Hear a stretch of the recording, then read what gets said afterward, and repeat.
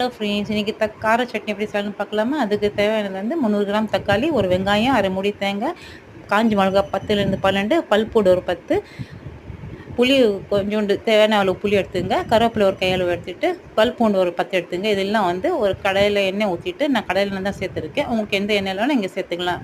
தேங்காய் எண்ணெய், நல்லெண்ணெய் எது வேணாலும் சேர்த்துக்கலாம். இதெல்லாம் வந்து ஒன்றா வந்து இந்த மாதிரி ஃப்ரை பண்ணிங்க. கடாயில் ஃப்ரை பண்ணிவிட்டு எல்லாம் ஒரு பெரிய பிளேட்டில் ஆற விட்டுருங்க. ஆறின பிறகு தான் நீங்கள் இதை வந்து மிக்ஸி ஜாரில் மாற்றிட்டு நீங்கள் மிக்சியில் அரைக்கணும். சூடாக வச்சிட்டிங்கன்னா மிக்ஸி ஜார் ஸ்பாயில் ஆகிடும். இந்த மாதிரி இல்லாமல் ஆறின பிறகு நல்லா ஆறின பிறகு இதில் தேவையான அளவு கொஞ்சம் தண்ணி ஊற்றிட்டு இந்த மாதிரி மிக்ஸியில் நல்லா நைஸாக அரைச்சிடுங்க. அரைச்சிட்டு உப்பு கொஞ்சம் சேர்த்துக்கலாம். தேவையான அளவு உப்பு சேர்த்துங்க.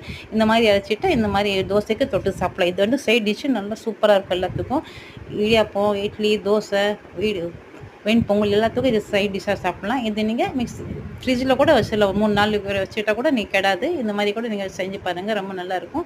உங்களுக்கு தேவைன்னா நீங்கள் கொஞ்சம் மிளகா வந்து இன்னும் கொஞ்சம் சேர்த்துக்கலாம். நான் வந்து கம்மியாக தான் சேர்த்துருக்கேன். ரொம்ப காரம் வேணும்னா இதுக்கு தகுந்த மாதிரி நீங்கள் சேர்த்துக்கலாம்.